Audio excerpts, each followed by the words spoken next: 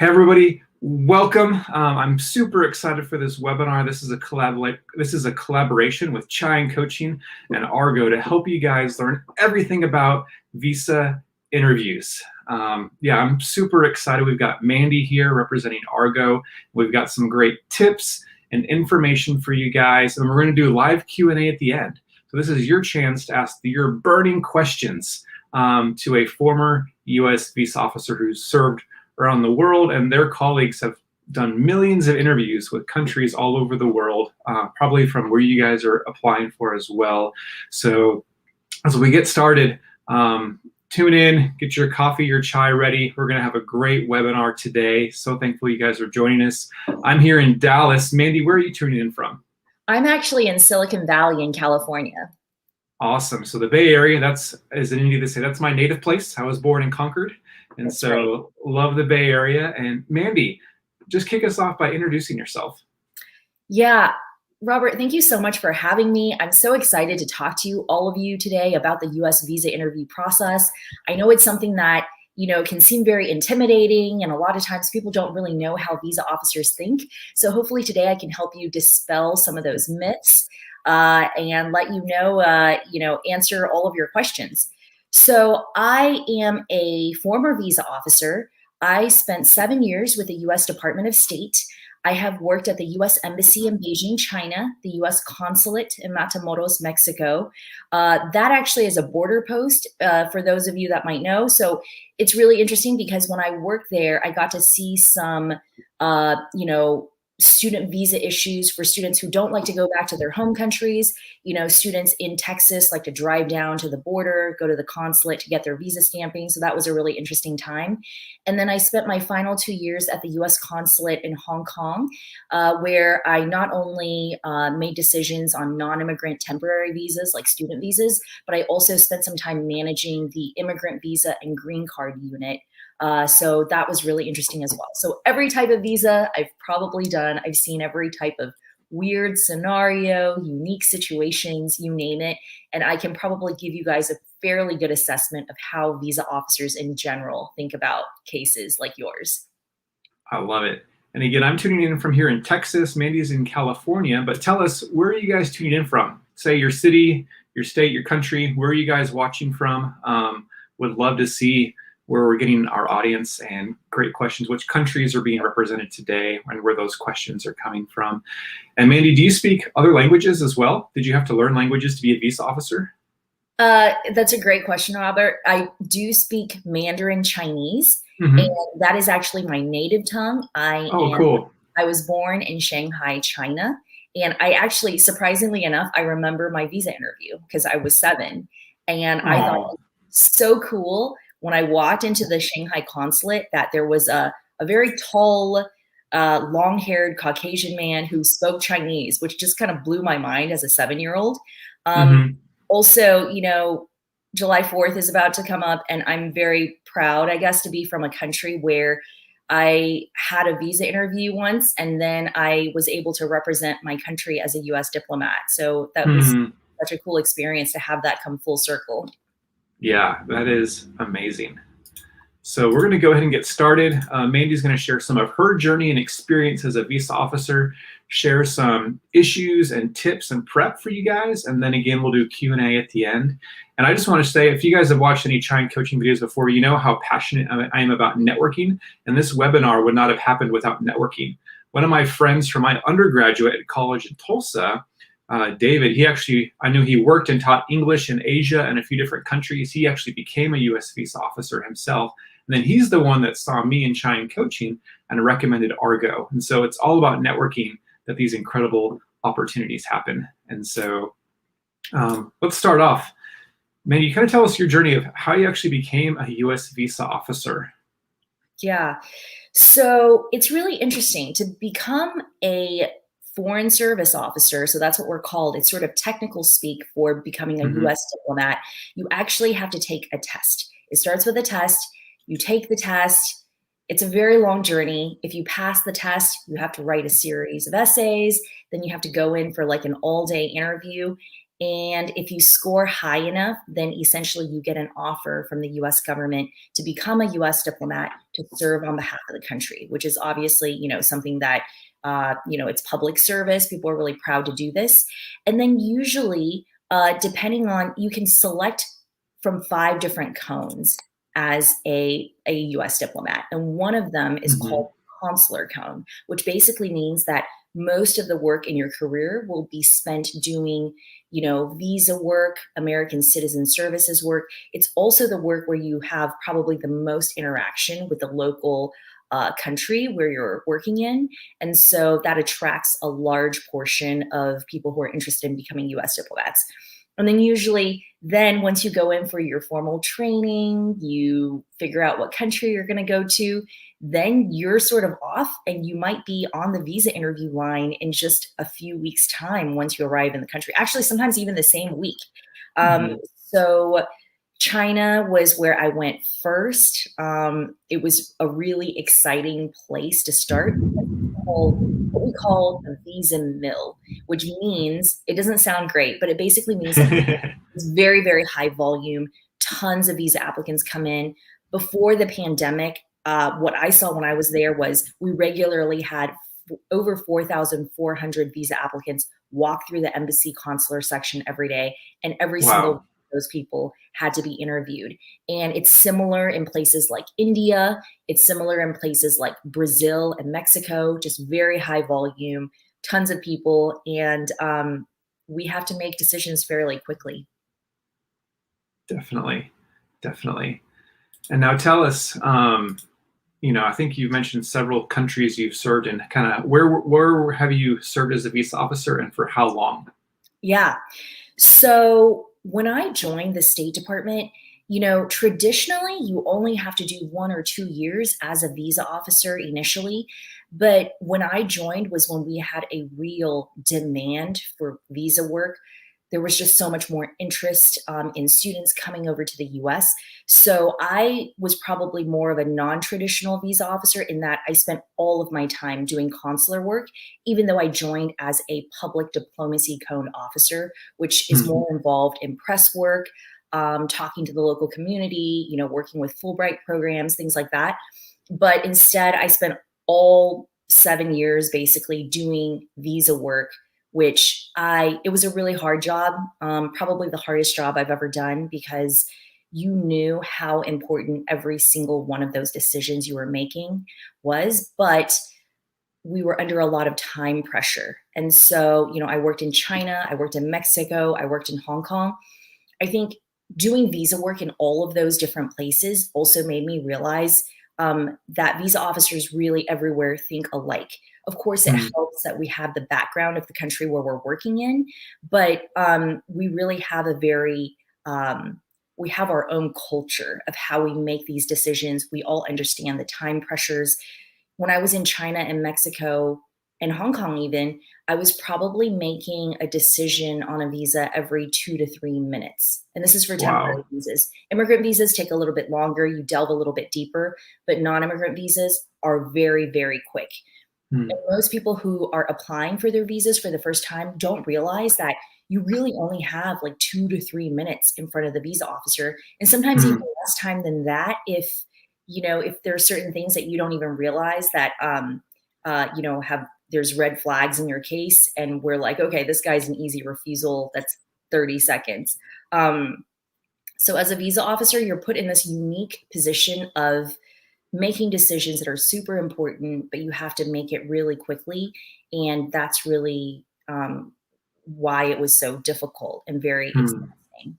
And why I think Argo really helps, because if you go into that visa interview prepared and you know what the visa officer would think when they're looking at your case, it just makes it that much easier to help the visa officer make a decision in your favor. I love it. My friends, again, thanks so much for tuning in. This is Mandy with Argo talking about visa interviews. She was a former visa officer. And if you guys are loving this and joining us, give a big like and thumbs up to say thanks to her to giving some time out of her Friday to come give you guys some amazing tips, which are coming up.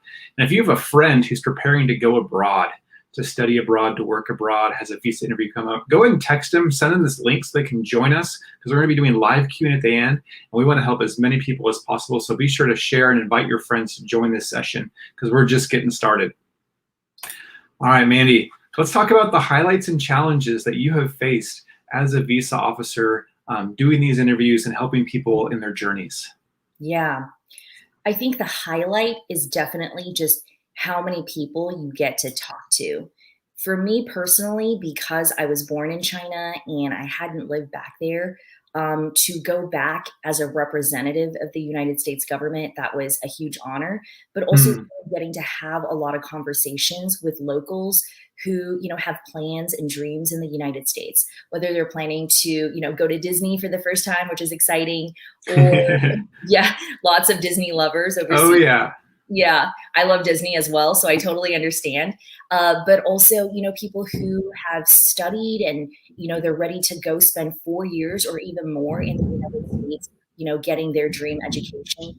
I personally, and I'm a little biased, but I think we have the best education in the world. And so I can totally understand why international students want to come over here and study. And the really interesting thing about interviewing student visa applicants is every now and then, and it's rare, but I'll interview them, when they go for the first time to study overseas. And then a year or two later, they come back and I get them again, and just talking to them and seeing how much they have changed just from their experience in the US. Their English is so much better. They are so much more confident. They talk about being surprised that they like Mexican food, which, I was as well. So it's really fun to see how students evolve after getting a US education. The challenges I mentioned as well a little bit before is just how quickly we have to do these interviews. Some of my favorite visa interviews, the most interesting visa applicants, we spend the least amount of time talking to, because soon as the visa interview starts getting really interesting, somebody got accepted to Harvard, but their parents were farmers and they never expected this.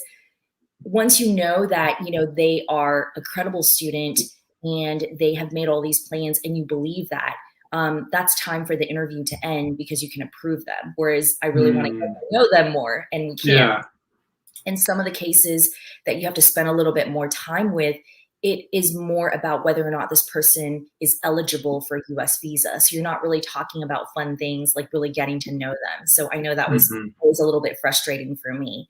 So the challenges, and I sometimes I had to turn that part of my brain off, is realizing, even though I was doing an interview every 2 to 3 minutes, sometimes every 30 seconds, interviewing probably between 150 to 200 people a day, having to shut off that part of my brain that knows, okay, I've decided to not give a chance to this person to go to the United States.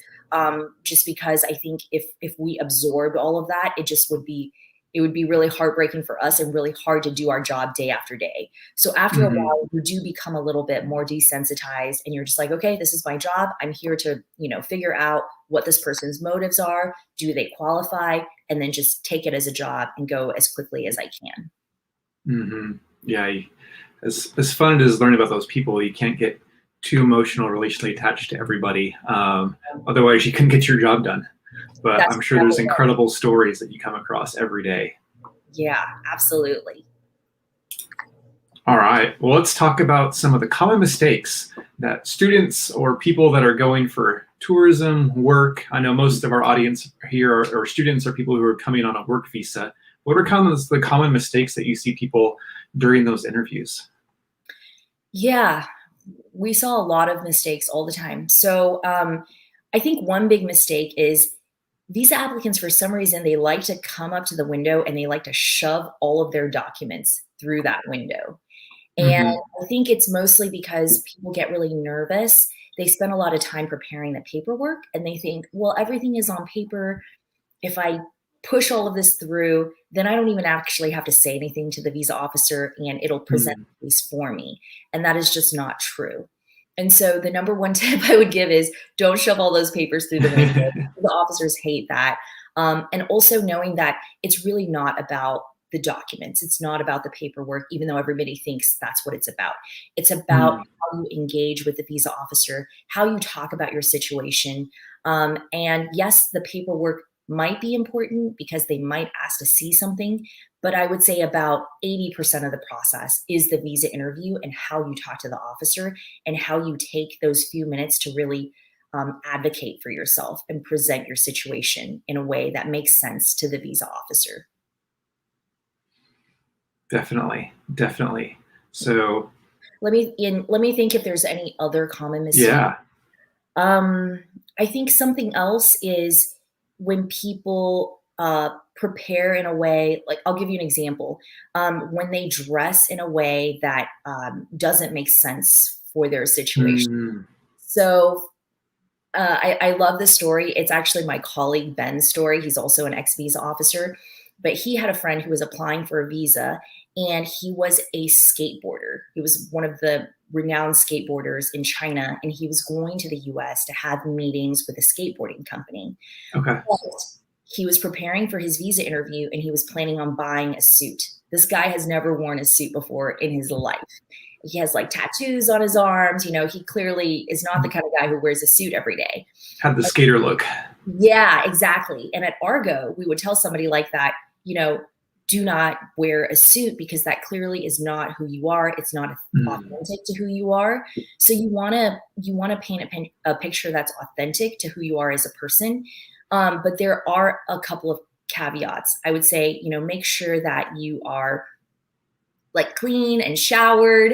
You know, some people like to wear really pungent perfumes, and that can really bother the officer. So you just want to make sure that you are presenting authentically to who you are, but that, you know, you would be amazed at what we see at the visa window. You're not drunk, you know, you're not under the influence of something. You're clean, you're showered, you're presentable. You know, it's kind of like a job interview, but make sure that you are true to who you are. Yeah, that totally makes sense. I feel like that goes the same with job interviews. I feel like a lot of the same tips of job interviews here in America apply to the visa interview situation as well. As you have to be authentic. You don't want to be a scripted robot or seem weird and out of place of what you're trying to achieve. So I think that's a great observation you made. Yeah. And, you know, and interestingly enough, I feel like that's a very American cultural thing because in other countries, you know, maybe you do always buy a suit for your first interview, job interview or visa interview. But Americans really think about things in terms of authenticity. And I think that's what we really try to show people at Argo. It's not just about what makes sense to you from where you are, but what makes sense to an American officer. And I think one other common mistake that people make is assuming that with their case, they're not going to get denied. We all know people who have been denied visas, and nobody walks into a visa interview expecting to be denied because, you know, then you would probably want to do more to prepare. But unfortunately, that's just not the case. And so I think for a lot of our clients coming to Argo, even the ones who are just like, well, I just want to do a little extra to make sure I'm prepared. When they talk to us and we look at their case, we're like, well, here's some things that's going to be surprising to you, but to a visa officer, that's going to be really strange. And I'll give you one example. I was a visa officer. I took a short trip to Chengdu, China, and worked at the consulate there. That consulate is actually no longer open, unfortunately. But one thing I noticed very quickly is when a couple came up to my window, and I'll never forget this, but it was a young couple. They had just gotten married. They were really excited to go on their honeymoon, but they were interviewing with the wife's parents. And they were like, we're all going on the honeymoon. This is going to be really great. And I thought to myself, there is no way that any newlywed couple would want to bring their parents with them on their honeymoon. And that's because Americans, that just does not make any sense. But then I actually stopped that interview to go talk to my local staff. So we do have local employees at the consulate or embassy where we work, and there are institutional knowledge about the local country's culture. And they were like, actually, in Southwest China, that is really, really common because, you know, older people in China, they don't speak English. They're nervous about traveling overseas alone, but they do really want a vacation. They tend to go with their, you know, their children who are now probably learned English growing up, And the kids are happy to do that with their parents because they want to give back to their parents for supporting them through the years. So it's actually quite common in Southwest China to bring your parents on your honeymoon. But I had to learn that. And so I think what we do here at Argo is we take the time to understand your situation, not just 2 to 3 minutes, sometimes an entire hour to find out about your travel history, your family history, your employment, your educational history. And then we want you to truthfully take out the best parts of your history and present that to the consular officer, to the visa officer in just a few minutes time, because you only have 2 to 3 minutes. You want to advocate for yourself and not be passive in the process, because, you know, that could very well get you refused if the visa officer doesn't understand culturally where you're coming from, or has questions about something, but he or she doesn't have enough time to get to the bottom of it. They might refuse your case to be safe. Yeah, and understanding culture is so important. Like if you want to come to America, you have to be thinking from the perspective of the U.S. visa officers, of their cultural perspective. And that's why getting these cultural coaching things is so important, and knowing what they're going to be looking for. Mandy, a quick follow-up. You talked about dress and formal versus informal and kind of matching who you are. Nandini asks, is it necessary that students must be in formal clothes for a student visa interview? I would say no. You don't have to be in formal clothes. I would say if you are, for example, you're applying for a business visa and you're a businessman and you work for a bank and you wear a suit every day, then yes, by all means, wear a suit to your visa interview, because that's how you dress every day. If you're a student, I would dress like you are going to your an interview for your first internship or for your first job. I would say business casual is totally fine. You know, if you want to wear a polo shirt or, a shirt with a collar, but just look clean and presentable and be ready to talk about what you plan on doing, with your major, and talking about why you're excited to study in the US. I like that tip. That's great. So before we get into a few more tips on how to prep for the interview, Mandy, go ahead and tell people just a little bit more about Argo. What is this company and what services do you provide, and how can that really help people in the Chine coaching community? Yeah, thanks for asking, Robert. So Argo is the world's first company made up entirely of ex-visa officers who have worked for the State Department at US embassies and consulates around the world. So currently we have 25 former visa officers, and they have worked in all sorts of countries: India, China, Mexico, Brazil, Canada, Nigeria. I mean, I think our dream is hopefully someday we will have an ex-visa officer from every single country that does US visa interview processing. And the reason why this company got started is because when we were visa officers behind that window, we realized how many mistakes people were making. And we realized that there is a lot of false information being spread about the visa interview process, either by visa agents, and maybe they don't know either. Sometimes people have good intentions and they want to help, but they don't understand the process. And we realized that it's such a high stakes interview. Your visa record, and I don't know if people know this, but your visa record is actually for life. So from the very first time you apply for, a tourist visa, to the next time you apply for a student visa, to eventually maybe for an H-1B or an L-1, to maybe eventually you decide you want to permanently relocate to the United States and you want to get a green card. Every single time you have a visa interview with the US government, that will be recorded in your visa record, which is why it's so important to keep that record clean and to make sure you don't have a lot of prior refusals, because every visa officer that you talk to will have access to all of their records and those notes kept by former visa officers who have interviewed you, talking about what you said to them, what your responses were like, why they approved your case or why they denied your case. And so if you're someone who has big plans in the United States, this is something that you really want to make sure you get right. And hopefully the very first time. Of course, at Argo, we help a lot of students who have been refused visas before. We help with prior refusals. But our favorite is when we prepare people who are applying for the very first time, because we can help them watch out for some common mistakes that people make, common pitfalls, to make sure that you don't have any visa refusals on your record. I love it. And I've put a link in the chat, and it's also in the video description, but there's a special link that Argo's provided to actually give you guys a $25 discount for booking a coaching session. So they have one-on-one video coaching sessions, and everyone that you talk to with Argo is a previous former, or they say ex-visa officer who has experience doing hundreds and thousands of visa interviews, just like Mandy. And so we want to hook you guys up today with a special discount. Check that out in the link in the chat and in the video description to give you guys a shot to really succeed in your visa interviews and nail it the first time, or if you faced problems before, maybe correct those for follow-up visa interviews.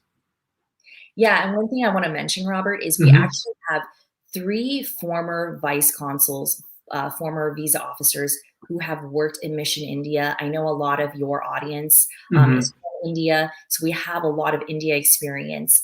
And I myself, I've never worked in India, but I've worked with a lot of Indian clients.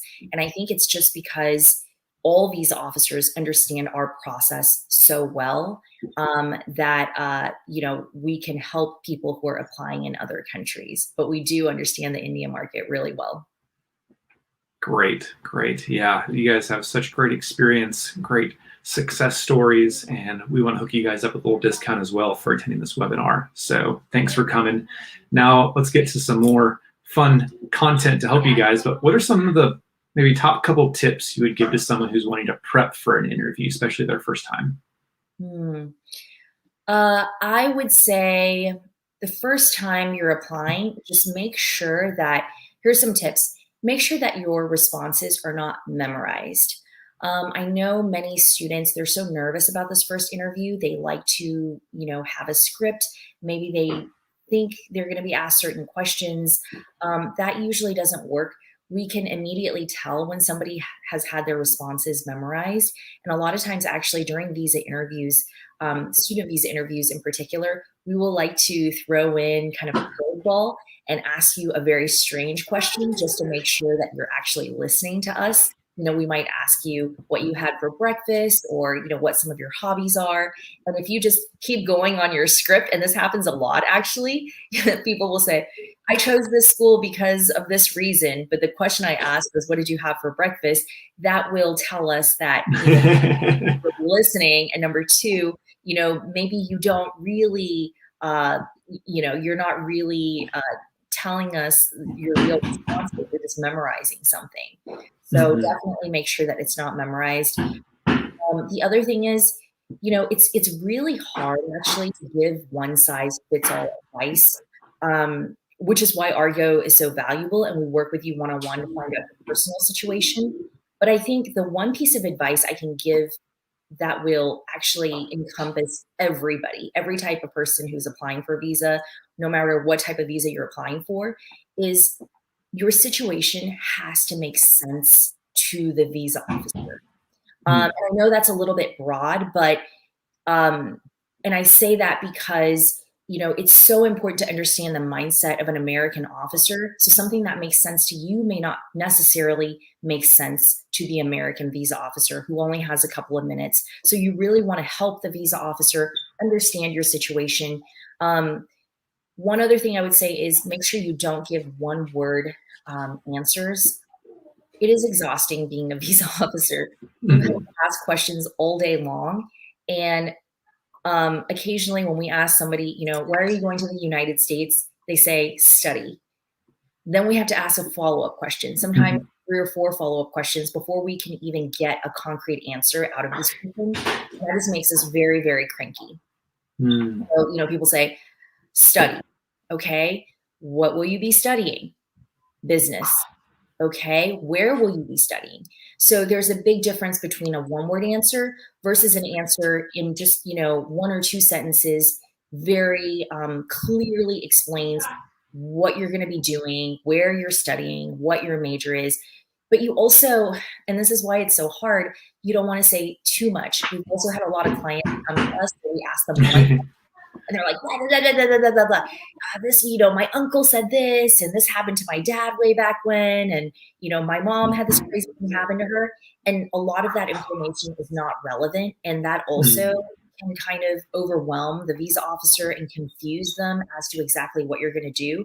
So you want to find that good balance between not giving one-word responses, but also not saying too much that will overwhelm the visa officer. You want to say just the right amount to give them enough information to want to prove your case.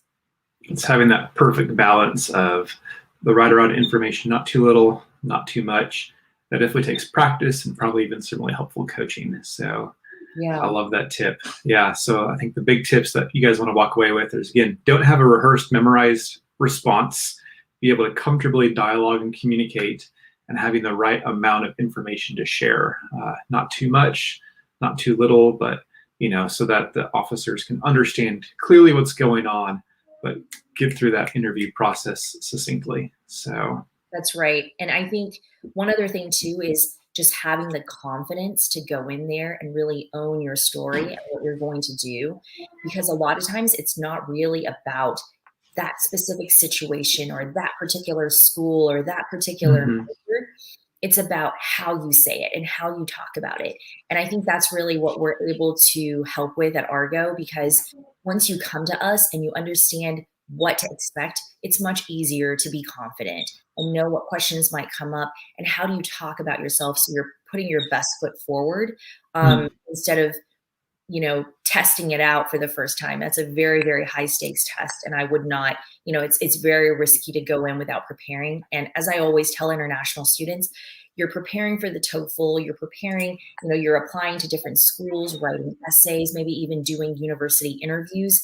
This is just another part of the process that you absolutely have to prepare for. Don't go in blindly because you just don't know what could happen.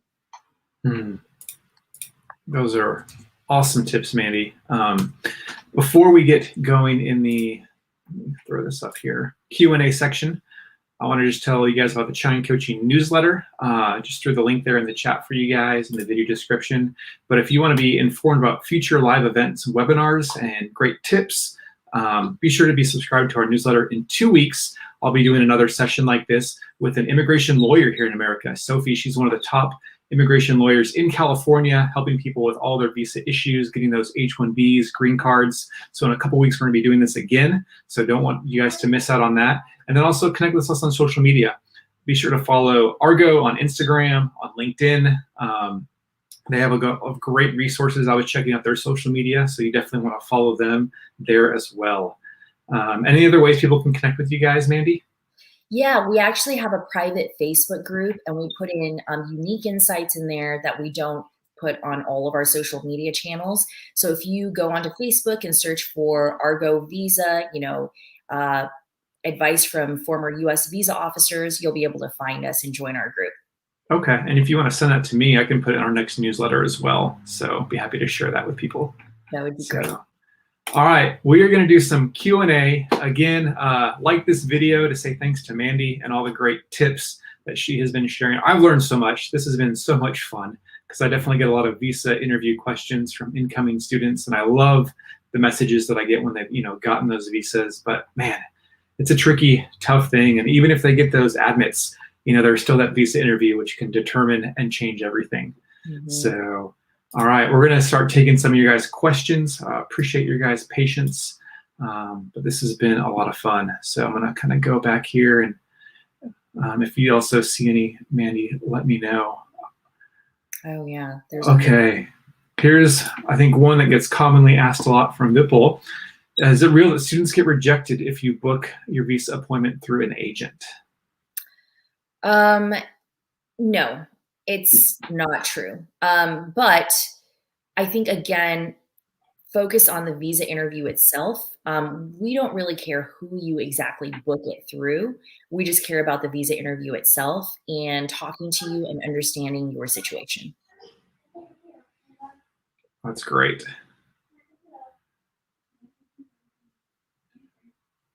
Okay, another big common question that I've gotten. Does your first interview, if you got a rejection, impact or affect your second interview?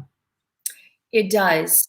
So every time you get refused a visa, it becomes harder for you to get that visa approved, which means I think for this person, your second interview is going to be really important.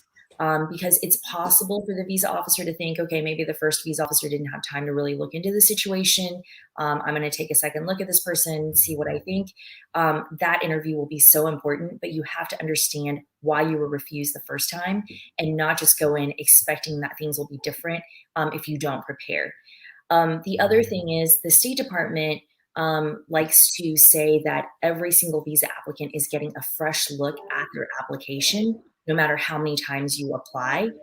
But I think practically speaking, that's just not true. The second or the third time your case gets looked at by visa officers, of course, they will try to give you the benefit of doubt. But I know from my time working at the visa window, usually what I'll do is I will immediately see that my colleague refused this visa last week, and I will just hop off the window and go talk to him. I'll be like, do you remember this person? Why did you refuse this person? We'll have a quick little conversation about this. And so when you're going in for your second or third interview because you've been prepared or you've been refused, I mean, just keep in mind that it's really going to be your word versus the word of this visa officer's colleague that they probably eat lunch with every day and they see on the weekends and they're probably friends. And so you really want to make sure that you're prepared to address the reasons why it was refused before. And how we do that at Argo is, it's true. Nobody can tell you exactly why you were refused, but just from the questions that you were asked, from what happened at the visa window, we'll have clients telling us, there were 2 officers at the window and then they left for a while and then they came back. We can decipher all of that and understand exactly what happened and what they're worried about. Because, I myself interviewed over 100,000 people. And so it's like, I can do visa interviews in my sleep because I've done so many of them and I know exactly how we think and how we make these decisions. And we can give you probably a fairly accurate assessment of why you were refused and how can we turn that around and how can we change the visa officer's mindset the next time. Yeah, and this is why this is titled The Secrets from U.S. Visa Officers, because you guys get to learn the behind the scenes, perspective of what these visa officers are thinking, which is, really hard to figure out sometimes. So Harsh has a great question. What does the visa officer actually look for when they're asking about funding? Yeah, so they want to make sure that you can pay and can afford the tuition in the United States. So we all know that U.S. education, I mean, it's not inexpensive. It's thousands of dollars, and we want to make sure that you're actually able to pay for that. And so one way you can demonstrate that to us is just talking about your family situation, talking about where the funding is coming from, and making sure that it makes sense. I think for this portion of the interview, a lot of students like to just have a letter from like a loan agent or maybe a letter from their mom or dad's companies. And that's all great that you have that, but we want to understand from your perspective, how can they afford it? So that conversation and that discussion is going to be much more important than what's on paper.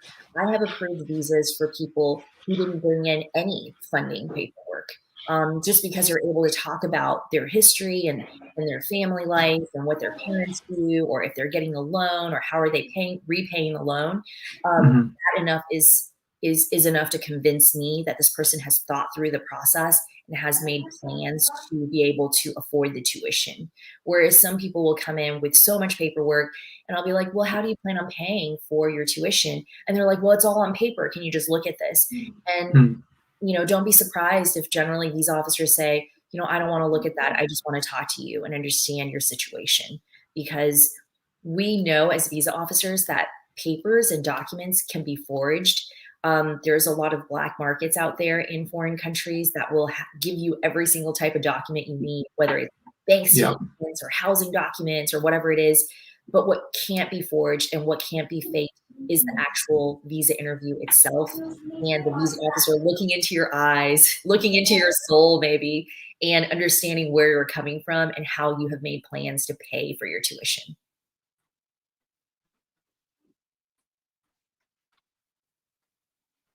those communication skills and soft skills are so important. Absolutely. So, all right, my friend Nilesh, he's actually there in the Bay Area too. He's asking, can a student from a country like India afford these Argo fees?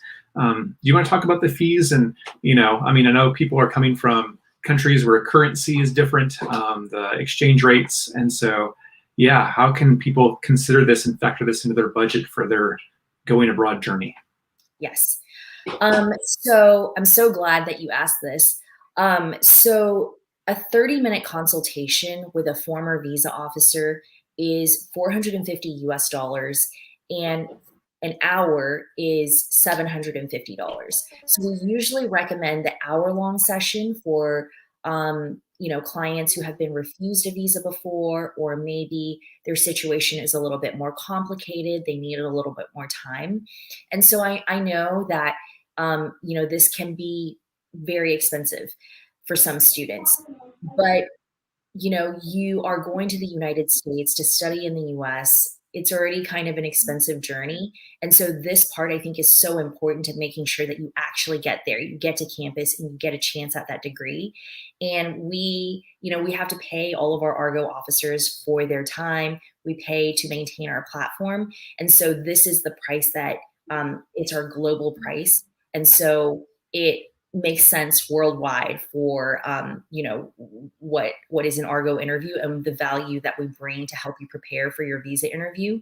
And the other thing I want to say is that last year, about 30% of our clients were from India. And I know that for Indian clients, sometimes this price seems a little bit high, but I can tell you that just from feedback from our Argo clients, they have told us it is worth every penny. We've also had clients from India who have had to save up for a few months before they can afford an Argo consultation, and they're still very happy they went through the process. And so hopefully, we give a little bit of a discount today that will help you on your journey and making sure that you're prepared for this really important process. Thanks for clarifying that, Mandy. All right. Marianne's got a question for us. She's got her visa approved to attend one school, but realized she would rather go to another school. Is it possible to transfer to the other school, or would she need to do another visa interview? So that is a great question. And I think that you actually have to go in for another visa interview. So again, you want to make sure that your situation is as simple as possible for a government official, because regulations are changing on us all the time. So if you, for example, have a visa approved to go to one school, then you decide to transfer, then you enter the United States through CBP, and then they're asking you, wait, but the visa says that you're going to this one school, but you actually, you actually have an I-20 from another school. What's going on? You want to keep things really simple so that government officials across multiple agencies for this entire process doesn't get confused. So that's what I would recommend. It may depend on the post, and these things change all the time.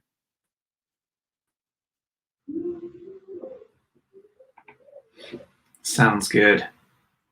And then another good one, Azwa asked, how difficult is it to apply for an F1 visa outside of your home country?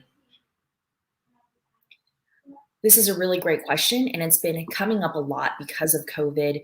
Sometimes there's no visa interviews in your home country. You're able to get it in a different country. So for these cases, we call them third country national cases, and there's a higher standard. So it becomes more difficult to get your visa approved.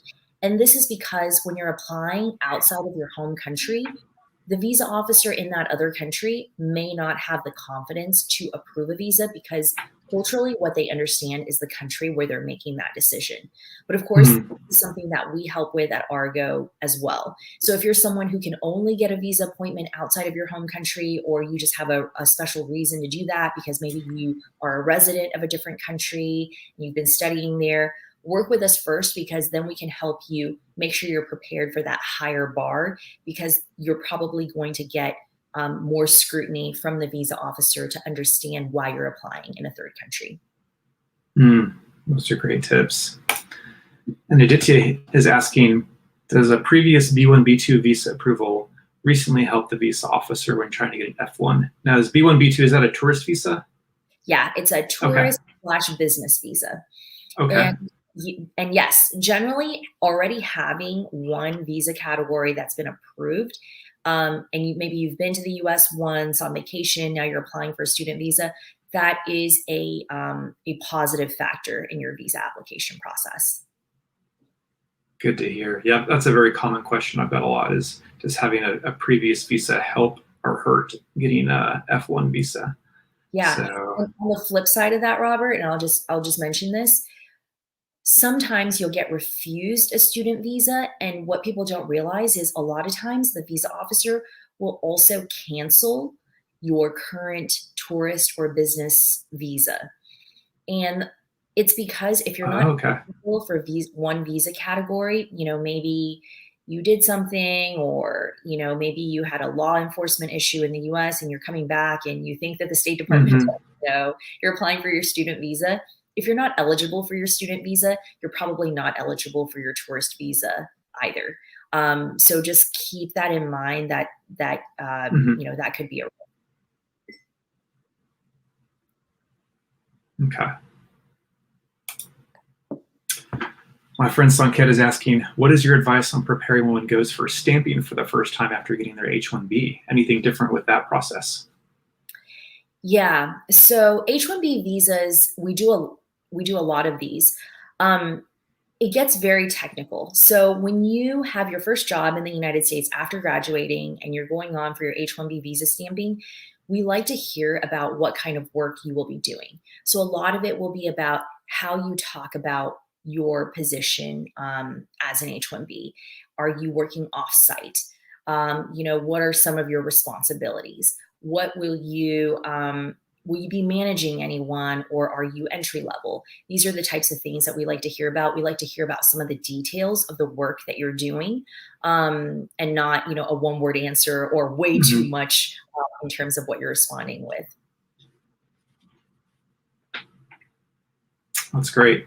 We've gotten several questions about what to show for funding with F1 visa. So a lot of people are asking, is an education loan as the primary funding source Hamper any chances of F1 visa approval?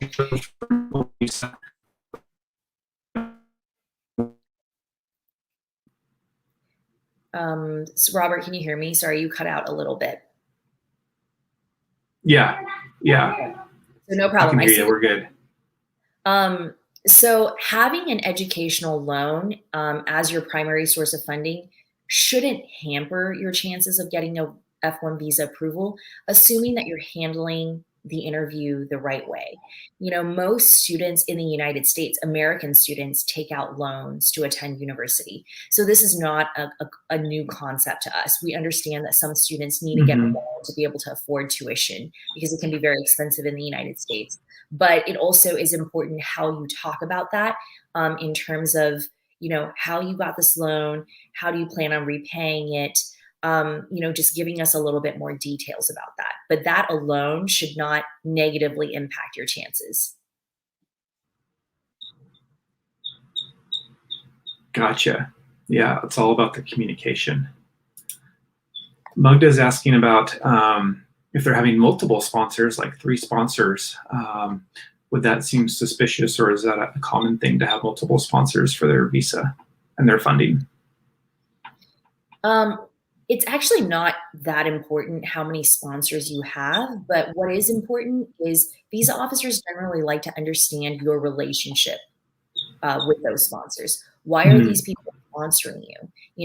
Why? And so be prepared to talk about that, because I think a lot of times people are more focused, okay, I have my 3 sponsors, I have enough funding, and they go in expecting that the visa officer will just stamp the visa.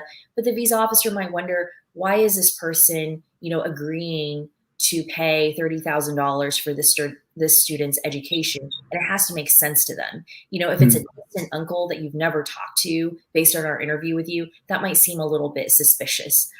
So making sure that, whatever the truth is, that it makes sense to the visa officer. Calvin's asking, if you make a mistake on the DS-260 form, can you correct it during the interview? Generally, yes. So if you make a mistake on the DS-260, I would contact the embassy or consulate first and let them know that it was a mistake so you can correct it, but definitely bring it up during the interview as well. And usually during the intake process, that's when you can bring it up. That's great. All right, another question we've been getting a lot of is funds that are required for tourist visas. Mm-hmm. So it's not like you need a particular amount of funds as a tourist to go to the United States. But I think what visa officers would like to see is that the situation makes sense. So maybe this is, you want to go to Hawaii for 2 weeks for vacation. But we're looking at your passport and we're like, oh, this person has never traveled anywhere before. Why do you all of a sudden want to go all the way across the world to Hawaii? Does that really make sense? That seems very strange. And then also, what kind of job you have, or, what is your family background? So being able to, present yourself in a way and helping them understand that situation. If you're someone that works in a very lowly paid job, but you want to take a very extravagant trip to the United States and you want to spend 4 months there, that might not make sense to the visa officer. So again, make sure that everything makes sense to an American officer. That's good. This is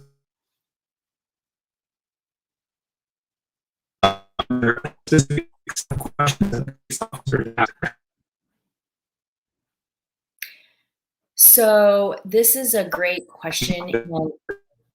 Robert, can you hear me? Sorry, there's still a little bit of internet instability, I think.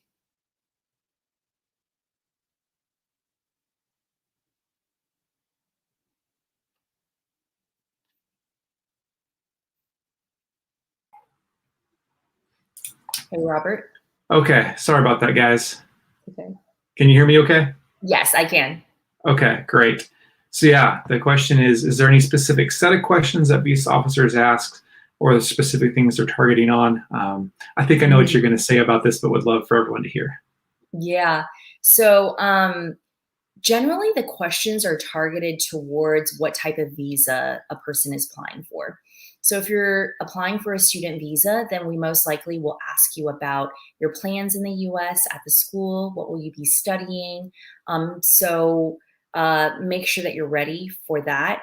But if you're applying for example, an H-1B visa or an L-1, then most of those questions will probably be more about your work in the United States. If it's an L1, we'll want to know, are you, going to be a manager, or do you have specialized knowledge? So those are some common questions. So it's all going to be about that particular visa category.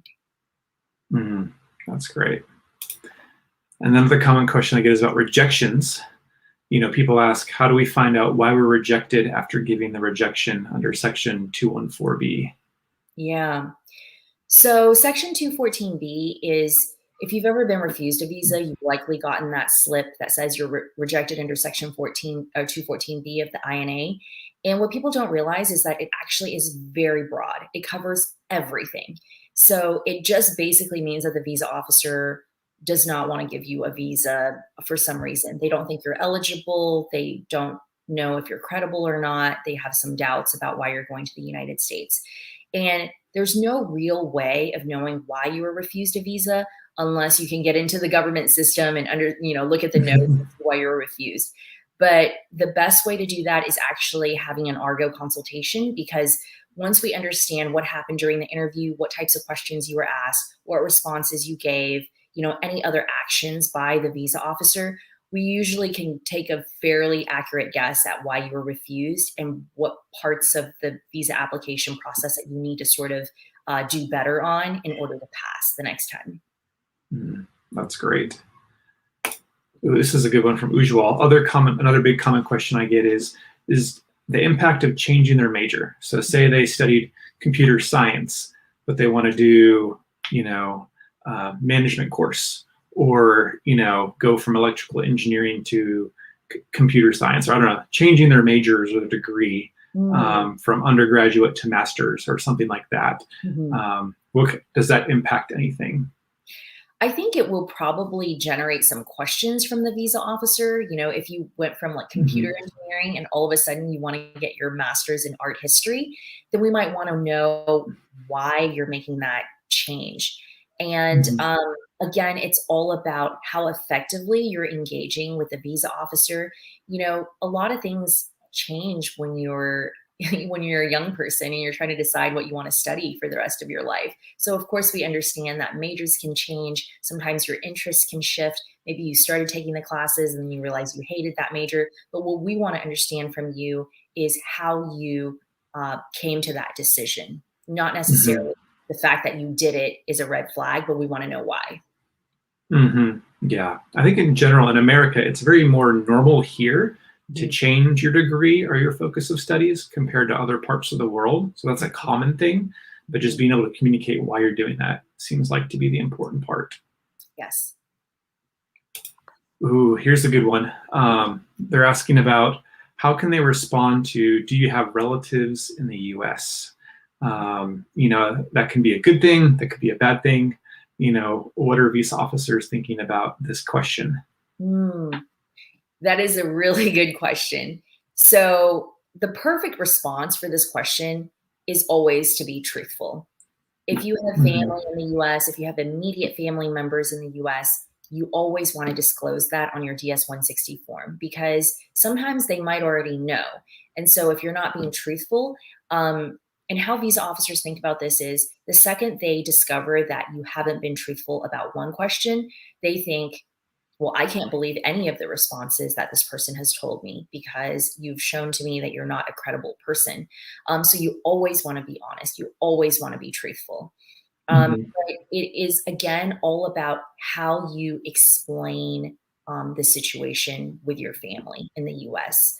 If you have a lot of family in the US, you know, that could be an issue for the visa officer. They might be worried that your ties in the United States are stronger than your ties to your home country. And again, you would want to work with an expert to talk about that situation and, you know, explain it in a way that is understandable to the officer. But you always want to be truthful. Yeah. I think the same answer you just gave is going to apply for this one as well. You know, someone's asking if they apply to 4 or 5 schools, you know, in and around New York, kind of a concentrated area in the States. Is that going to raise the flag of people going to try and, you know, stay longer in the US versus returning home after studies? You know, I think, you know, it's about being truthful and explaining your reason for those applications. But is there anything else to add to this specific question? Yeah, I would say, you know, if you have chosen a particular region in the United States where you want to study, you know, consular officers, visa officers are really smart. They're going to want to know why specifically. What is it about that area? You could apply anywhere in the country. Why? And so having an answer that makes sense, that's truthful, you know, don't make something up. You know, maybe you have family in that part of the country. And actually for some people, it makes sense because they're worried about being away from home and not having a support system to turn to. So that could actually be a good factor, not necessarily negative. But I think people get so nervous about what the right answer is, and there really is no right answer. It's just about how you talk to the visa officer and being truthful and heartfelt in your discussion about what's going on in your life. That's good. And so many good questions here. I'm trying to make sure we're not repeating the same ones here. Okay, here's one. How many times can they apply for an F1 visa interview based on, I guess, you know, having to make changes or getting rejections or different things like that? You can apply as many times as you want. And so there's really no limit on the number of times you can apply for your F1 visa interview. But it's such a process. You pay $160 every time. You have to stand in line. You have to find that visa appointment. Our goal at Argo is to always make sure that you know, you're successful on the first try that you apply instead of having to go back, being nervous all over again. But there is no limit. As many times as you guys want. Hopefully not that many times. Yes. All right. Do backlogs matter in visa interviews? Maybe you're familiar with the term backlog? Are they talking about waiting for that visa appointment? No, this is with their courses in college. So a backlog is like a course in maybe their undergrad that hasn't been cleared yet, or they didn't pass and have to maybe retake. So it's kind of a hold in their maybe transcript or the degree. Mm. That's a term that's used in Indian education system. I don't know if it's in other countries. So yeah, I'm so glad you explained that, because backlog means something totally different to a visa offer. yes. So if you have a hold on the degree, I think that it could come up during the visa interview.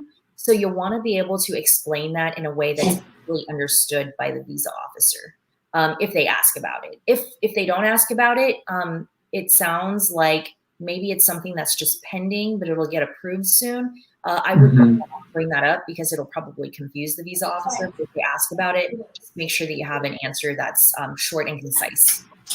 Okay. And kind of a good follow-up to that one. Alka's asking, how should students address any concerns regarding their undergrad major and average GPA, especially if they didn't study quants earlier or a specific subject, but wanted to do a STEM program later? Yeah. So visa officers do look at grades for students, especially if you're a returning student and, maybe this is a student visa renewal. We like to see what your GPA is. If it's really low, you're flunking all of your classes, then sometimes we will refuse the follow-up renewal visa. And so if there's any concerns, I would say just answer truthfully. We know that students have a lot of things going on in their lives in the United States. Maybe they're going through a really hard time. Maybe something happened at home, but we just want to hear exactly what's going on and try to understand your situation. That's great. So we've just crossed an hour. Mandy, do you got time for just a couple more questions before we wrap up? Would that be okay? Yeah, that would be fine. Okay, we'll take a couple. You guys have asked so many awesome questions. Thanks so much. Give a like and thumbs up, or give some love to Mandy in the comments for her insights and her time. This has been so much fun. Sorry if we don't get to all of the questions, trying to pick the most relevant or helpful ones for you guys. We'll just do a couple more before we wrap up. This is another good one that I've gotten before, is community college. Does applying to community college reduce the chances of getting the visa or studying abroad? That is a great question. So in general, I'm going to be totally honest, visa officers tend to be tougher on community college visa applicants. And it's not necessarily because it's a community college. Those are great institutions. You can get a great education at a community college. It's just that as visa officers, we know that the standards for community colleges tend to be lower than for four-year universities or Ivy League schools. The reason why people always talk about how if you get into Harvard or Stanford, you won't have any problems at your visa interview, I think it's because visa officers know that the caliber of those students are so high because they have to go through so much to even get accepted at those schools, whereas community colleges tend to accept way more people and have much lower standards, which means that we will ask more questions, scrutinize more to make sure that this person is actually intending to go study in the US and not using that community college acceptance as an excuse for going over there and working or doing something else. I know with the pandemic, a lot of colleges have no longer required some of these entrance exams like GMAT, GRE, TOEFL, IELTS. And so people choosing not to give those because they're no longer required, does that have any impact or negative on the visa interview?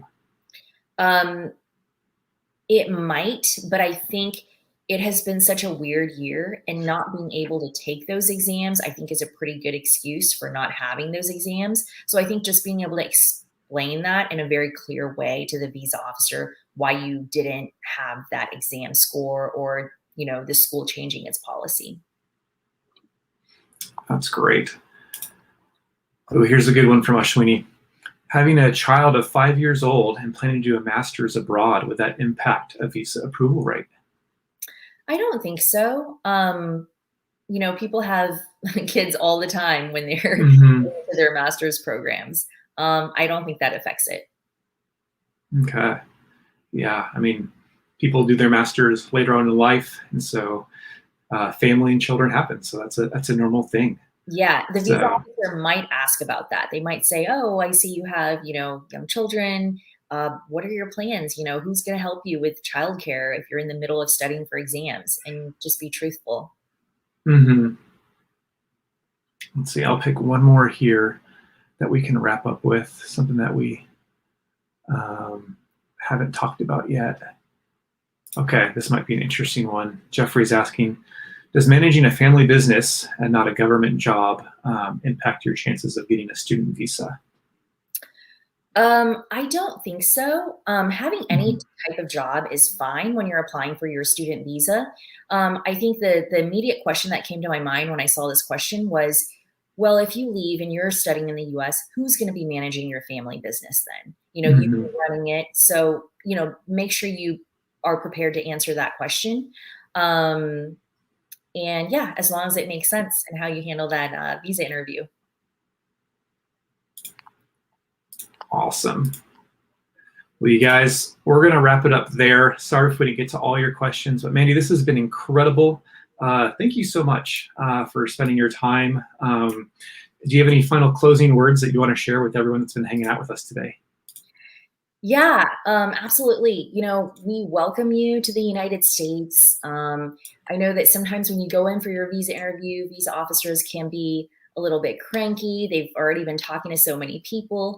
But just keep in mind that everybody wants you to study in the US. We welcome international students and we wish you the best of luck. Hopefully, come look us up at Argo if you have any questions about a specific case or whether or not we can help. You can email us at hello@argovisa.com and we're happy to respond to you. And we just wish you the best for your success in the future in the United States. Definitely. As we wrap up, go ahead and share in the comments something that was thankful. And an application point for you guys is go on LinkedIn. Mention on LinkedIn, make a post, share some helpful tip you learned today. Tag me, tag Mandy, give a shout out to her, thanking her on LinkedIn. That's a great application way, takeaway that you guys can do to help other people. Share a helpful tip that you guys learned and give Mandy a shout out on LinkedIn as well. And again, here at Chine Coaching, we love helping people be successful in their cross-cultural journeys, studying abroad, working abroad, cracking these visa interviews. And I learned so much from Mandy today, some great, incredible tips. The link that we've shared with you guys gives you also a $25 discount. We want to hook you guys up, help you guys out to be ready to go and succeed in those visa interviews so that you can accomplish those dreams, achieve those goals. Mandy, thanks so much again. And if you guys want us to do something else again, or maybe try and bring a visa officer who's worked in India or some other country sometime, let us know. We can do another one of these in the future. But Mandy, this has been a privilege. And everyone, thanks so much for tuning in at Chine Coaching. We'll see you guys next time. Cheers.